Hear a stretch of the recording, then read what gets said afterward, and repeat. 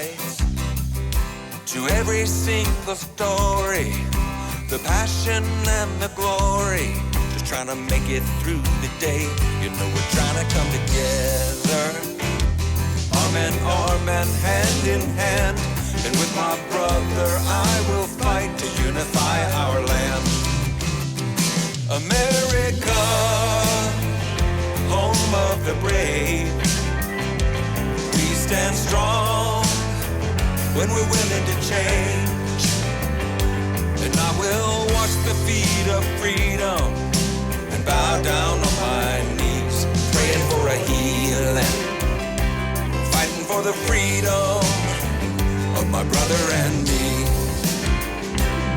And on the other hand, there are those who would undo us, unruly who would rule us and break us all apart. And I will stand beside you and fight against injustice and lawless ones among us. Come on, let freedom reign. America, home of the brave, we stand strong when we're willing to change. And I will wash the feet of freedom and bow down on my knees, praying for a healing, fighting for the freedom of my brother and me.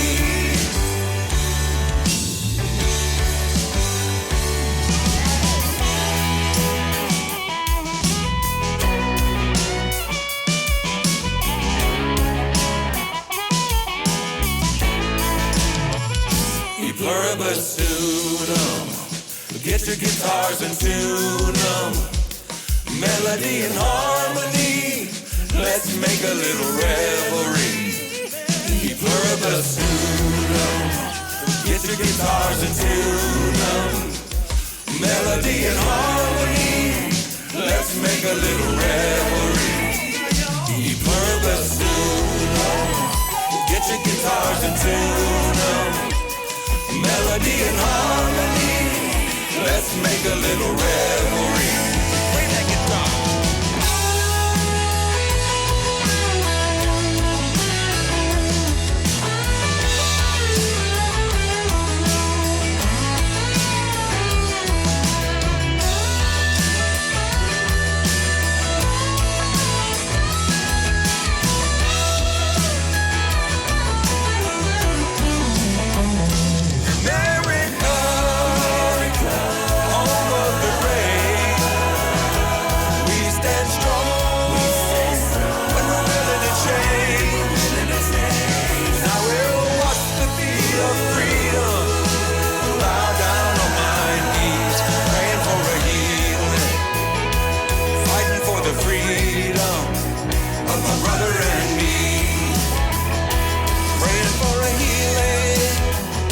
My brother and me, fighting for the freedom of my brother and me, America.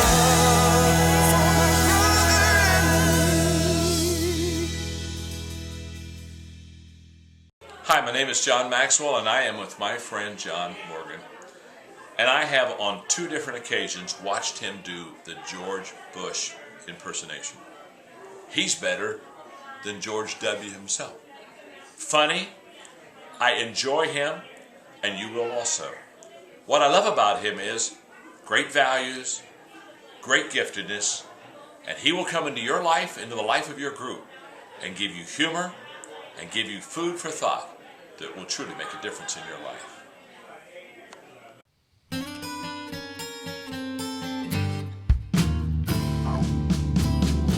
Well, I'm the free world leader. Freedom's rolling out to you. Oh, let's roll. Well, I'm the good news instigator, compassionate conversator. This freedom is rocking and rolling on out to you. White and blue. Greetings, everybody, and welcome to the John Morgan Show. Hi, Mame. Good to see you. appreciate you. It is such an honor and a privilege to hang out for a few minutes in the afternoon before an awesome dinner. Hey, Beth, hope you had an excellent, amazing, wonderful day. Got a great dinner planned. I have no idea where my wife is. But that's okay because she always comes home. Yeah. Oh, my goodness. Yeah, baby. I've got a story to tell you. Can't wait.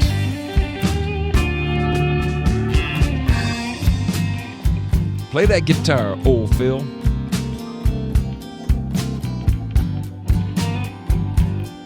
Oh, yeah.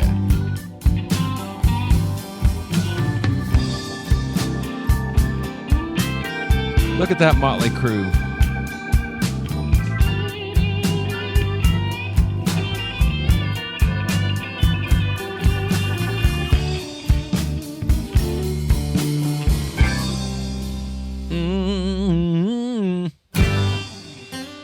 Seems how lately, babe, got a bad case of red, white, and blue.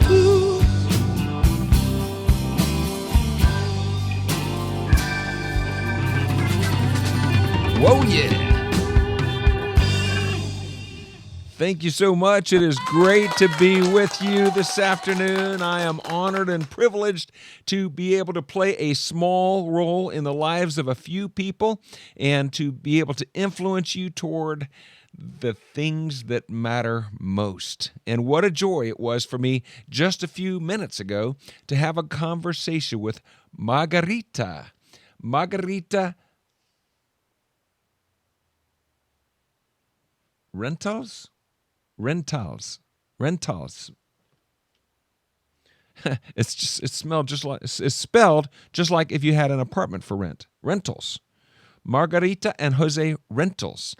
New friends of mine from Church in the Sun. They stood up on Sunday, and as their pastor told their story and said that this is a couple who they were homeless. They were sleeping in their car. Julie Galloway, welcome. Good to see you. And God brought their story to a beautiful conclusion. I had a conversation with Margarita just a few minutes ago because I put my name on a list on Sunday. They've got a home. They've got a place that they're living in now. Hey, sweetheart. But there's pretty much no furniture in it. And so they've been, Pastor Alex Clattenburg put out the need on Sunday, and they've been given a whole bunch of stuff. And I put my name on the list because I just wanted to see if God would use me to be a part of the answer to their prayer. And so I wanted to share with some of you guys, the ones of you that live close by, the continued needs they have. But it's so fun. They were a young couple. Margarita was a professional photographer, a high-paid professional photographer, and Hurricane Maria came and just devastated the area where she lived, and her practice started going down, and she was struggling. And then for her daughter, for some reason, she had to go to Australia. And while they were there, she was in an automobile accident. And the automobile accident was a traumatic experience for her and caused her to begin having very, very bad anxiety, fear. And so much so that she was afraid to step onto the platform on a passenger train because she was afraid that somebody would push her in front of the train. She was afraid to get into a car if someone else was driving. She couldn't trust that anybody else would do what they were supposed to do. She had this massive anxiety. She and her husband began using marijuana as a vaping product medicinally to begin dealing with the anxiety, but the use of that started really messing with her ability to work. As you may remember from your high school days, like I do, that it's hard to do to function well when you're under the influence of really good pot. And they graduated from vaping marijuana to regular marijuana, but her anxiety when she wasn't under the influence of that drug was just getting worse. And then when she was under the influence of the drug, she found that it was addicting, and so they were in this vicious cycle. They had to move out of the apartment they were living in. They got evicted. Her husband lost his job. And it's a long, drawn-out, amazing story. The whole story is just breathtaking. They wound up moving up to New York to live with some of his family, but they were all users and abusers up there. And then after some months, she had to get out of that environment, so she took her kids back to Florida, even though it was very difficult for her because of her very severe anxieties. And one thing led to another. She found herself at Church in the Sun. I'm skipping a lot of the story, but she's going to jot it all down. So I'll be able to provide it to you guys in written form in the near future.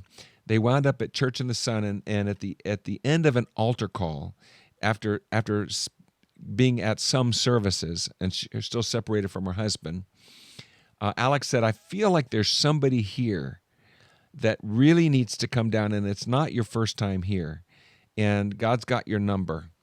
And so he had a prophetic word, and she sensed in her heart that was her, and God gave her the courage. She came down front, got prayed for, one thing after another. She got completely restored, went through a season of fasting and prayer, and then she and her husband got reconciled. He got dramatically healed from a massive injury he had experienced as a youngster, and dramatically healed. She got dramatically delivered of this anxiety, and now they're restored. And when they moved back here for a long season, they were actually living in their car because they had no money, they had no jobs, but they were coming to church, and God was working on their lives. And they were so afraid that somebody was going to find out they were living in their car. And then Church in the Sun actually hired her husband, Jose, and he began working there, but they were still living in their car. One thing led to another. They now have this apartment, or it's a house, I actually don't know which, but it's empty. And so on Sunday, Alex had them stand and told their story and said, "Can somebody help them?" And so I put my name on the list. She called me just a little while ago and said they've gotten the couch, they've beautiful couch, beautiful dining room table, all kinds of furniture, a dryer, but they still need a few items. So I thought I would pass along this need to those of you who live locally. So maybe you can help me meet that need. If you should have something that you don't need, then I can get a trailer and help move it over to their house. So they need a washer, a bed frame and box spring for a king-size bed. So they have the mattress. They have a mattress to a king-size bed. They have it on the floor, but they need a frame and a box spring for a king-size bed. And they also need a dresser and a nightstand. And they were given a twin bed for their son, but they need the mattress for a twin bed.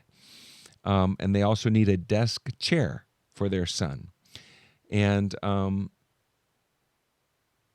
then they're also looking to replace the floor. The floors in the place are ruined, and so they're looking for some wood flooring material. So if anybody should happen to have flooring material, maybe it doesn't have to be wood. I guess it could be tile. If anybody has a bunch of that would be very much appreciated. And so you could just contact me, john@johncmorgan.com. But their story is amazing, and so is yours, and so is mine. You know, I loved hearing what God is doing in her life. And here's why it was such an inspiration to me. At every point along the way in their story, it would have been so easy for them to think, we're desperate. But if you're in Christ, you know the end of the story. The end of the story is we're all going to celebrate around the throne in heaven.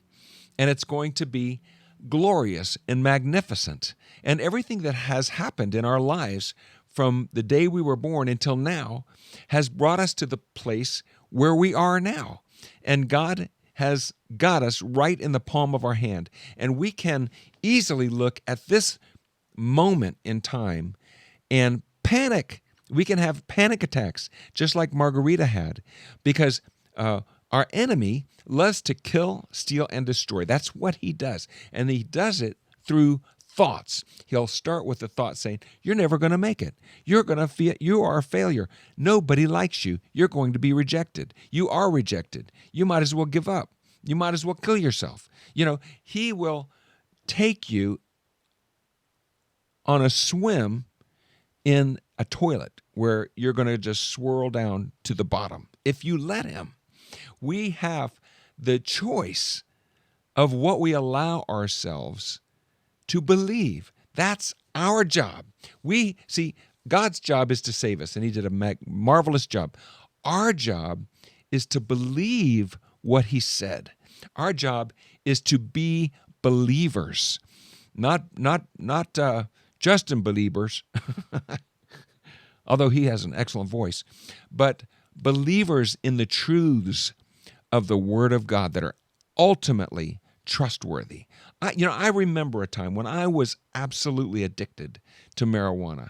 I was a drug dealer, and I was addicted to horrible things, pornography, and you name it. I was, and I hated myself. I loathed myself. And for a long season of time, even after I was a Christian, I was in despair because I was unable to get out of these addictions. And yet, God knew that he had me on a journey. God knew that he was going to use me for his purposes over the course of my life. You never know how long you're going to live, but you want to live every moment to the full. And then I will never forget the day I was standing with my best friend, Joel Balin, and we were out in a field listening to, I think it was Larry Tomczak, preach a message on being all in. And, up until that point, I didn't believe you could be all in. I had this rationalization that if you were 100% committed, that would be impossible. That nobody can be 100% because we're all sinners. We're on a journey. We're working our way in. If any man says he has no sin, he's a liar and the truth isn't in him. So we can't be 100% devoted to the Lord. That was my operating paradigm, and it was my excuse for, as a Christian, doing all kinds of wrong stuff. Okay, but what CJ or Larry Tomczak, C.J. Mahaney and Larry Tomczak were like bros back in the day, and they used to speak as a team, tag team. They were the bomb. And so Larry was saying, you don't commit to being 100% all in for the rest of your life, because we all know we're gonna fail. We're gonna fail in many ways and on many occasions. But what you can do is you can make that commitment for this moment, for right now, for right here. You can't know what's going to happen in the future, but you don't commit to the future because we don't know. We know God's going to be there in the future. We know his grace will be there, and hopefully we will be there, and we will be faithful, and we will be strong. But right now is the moment that we have. We're not promised the next 10 minutes. Right now, we are together on this radio show. This may be all the time we have. And so I put the question to you as I put it to myself. Are you all in your relationship with Christ? Are you holding out anything? Are you 100%? Or are you kind of, but this? I just want to encourage you with today's show that if you really want to experience incredible joy, then surrender. And it's a joyful thing to do. It's not a frightening. I was so scared. I'll never forget. Joel and I were standing there out in that field, 40,000 people all around us. And at the end of that sermon, I stood up to 100. I had been saved for, over a year at this point in my life. But again, with a bunch of crap still going on. I stood up and I was so afraid. I was scared to death. Because I didn't know God. I didn't know how good he was. I didn't trust him at all. The God that I had grown up learning about was an old man with a beard, and he was angry. Why would I want to, give my life to that fearful God? But God is a God of forgiveness. He's a God of mercy and kindness. And when you come to him, you come to a gentle, loving, forgiving God who takes all of your sin and throws them as far as the east is to the west. Just throws them into the sea of forgetfulness and then posts a sign that says, no fishing. I've heard that analogy many times in my life, but it's always so refreshing. And so I have had to, they say, the Bible says, if you would follow me, take up your cross and follow me. And, that does not sound like fun. Take up my cross and follow you. I've heard it said that what your cross is where God's will and your will are at odds. And that's where you have to pick up your cross because you die to what you want and obey the Lord. But it's with his grace and with his unction and with his power that you can do that. And so it has been a 45-year wonderful friendship that I've had with Jesus. And I can tell you this unequivocally, big word, unequivocally, that I have never ever, not one time, in the thousands of times, in the millions of decisions I've made over those 45 years, not one time have I obeyed him and regretted it. He's got a 100% track record of being right in my life. Not a single time have I obeyed the Lord and regretted it. So what does that tell you? What does that tell you? If you find yourself arguing with God, guess who's wrong? Me. And also I can say the converse of that equation is also true. I can't think of a time, not one single time in 45 years, through millions of decisions, millions, not one time have I disobeyed God and not lived to regret it. Every time I've disobeyed God, I have regretted it ultimately because it was the wrong decision. He is utterly and ultimately and completely trustworthy. And it is a joy to follow his decrees and his laws, the law of love. It is an absolute pleasure to be all in because, like I said on the Huckabee Show, that's where the good stuff is. Oh yeah, that's where the good stuff is. And what a thrill to imagine thinking back on my life from heaven. And I've made millions. I've made so many mistakes. I still do. I still am so far from where I want to be. But in my heart, I believe that I've been an obedient son. And I'm not saying that in a braggadocious way. I'm saying it in humility because the only way that's possible is that God has enabled me. My most oft prayed prayer over the course of my life, over the course of my Christian journey, has been, it's actually 45 years, I don't know. it might be a few more than that, has been, dear God, maximize your glory through my life. Maximize your glory through my life. May my life be used as a mirror to point people to Christ.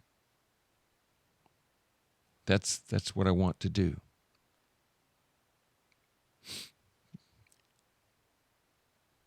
And I believe when I see his face, I will hear, well done, thou good and faithful servant. So anyway, that's my story today. That's my story. I had a chance to meet this beautiful lady, Margarita, and I haven't met her husband, Jose, yet, but I look forward to becoming friends because they are fellow sojourners with all of us on the John Morgan Show. Maybe I'll be able to bring them on live and do an interview. I'd love that. Would you guys love to hear from them live? They're awesome people. And Jose actually is employed by Church in the Sun. And so their story is great. And you know what their needs are now. They need a washer, a king-size bed frame and box spring, a nightstand, a twin-size mattress, a desk chair, two desk chairs actually, and a desk and two desk chairs, and flooring material. So if anybody has any of that, just text me, call me, email me, whatever, and let me know, and we'll get it over to them. And that's my story for today. Any thoughts? Any comments? You guys have been letting me just kind of wax on, wax off today. Thank you, Mame, for your comment. Anybody have any thoughts? Any comments?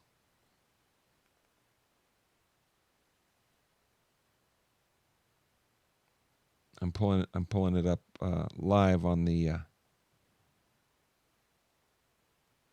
on my. There we are. There's 6 of you on there. I love it.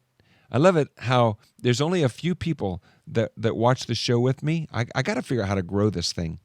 I guess I would like to suggest that you hit the like button, share, if you will, the show with your friends. That's one way that we grow. And also subscribe to my YouTube channel, if you will. I know we're watching this on Facebook, but if you could go over and find me on YouTube and subscribe to my YouTube channel, that would be very helpful as well. Because if we can get this thing big enough, I mean, you guys helped me get my my video of my ukulele song, Ode to Donald Trump, up to 2 million views. When we started this, we went over 1 million views, and now it's at 2 million. That's so awesome. There's got to be some money to earn there somewhere. I got to figure that out, how to monetize this thing. But I appreciate you guys all so much. What a joy, what an honor to be on the program with friends that I love. And I'm going to let you go. And I hope that you have an excellent dinner. I plan to do the same. God bless you. Have a beautiful afternoon, a beautiful evening. The weather is awesome. Go for a walk around the block. We'll have our fireplace going tonight. Ooh, yeah. God bless you, and God bless America.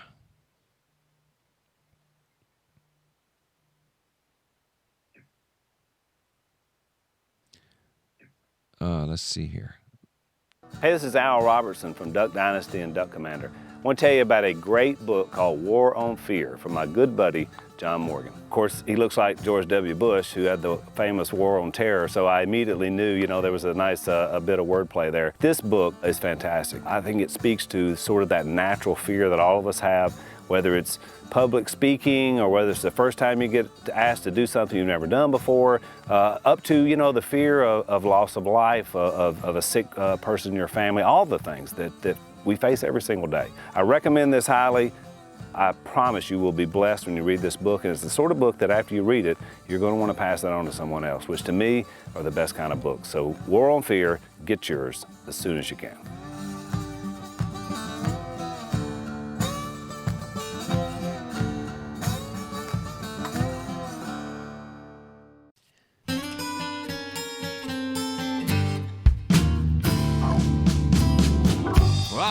world leader.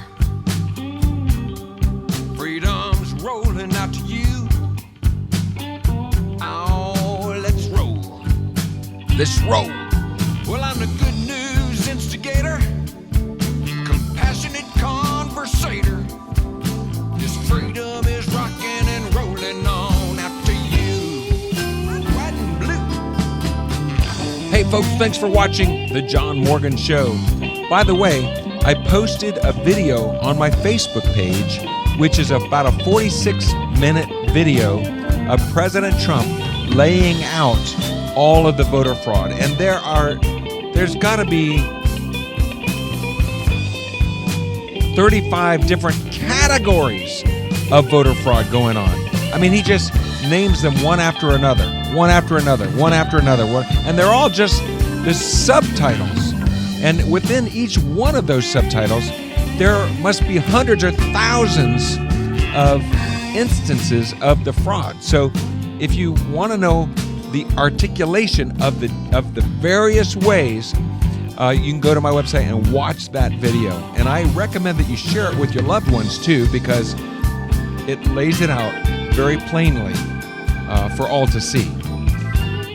You know, I saw a New York Times article, and I mean, they just dismissed it like a flea off your arm. They said, oh, President Trump did a bunch of lies. I mean, so sad. Seems lately, babe, I got the election blues. But we're gonna win. I still believe it. Hallelujah.